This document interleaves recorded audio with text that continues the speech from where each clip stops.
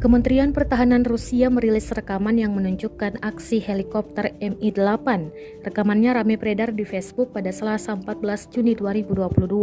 Dalam keterangan unggahan disebutkan, kelompok pendukung tembakan Rusia beraksi.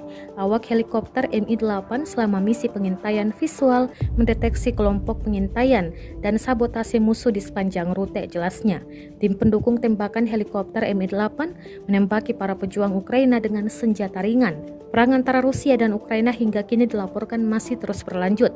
Sejak pertama kali terjadi, invasi Rusia ke Ukraina telah berlangsung selama 111 hari. Akibat invasi Rusia ke Ukraina tersebut, banyak korban meninggal yang jumlahnya terus bertambah.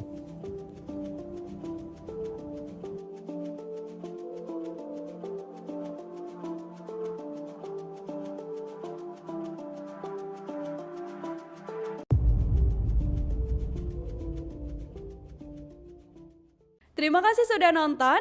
Jangan lupa like, subscribe, dan share ya.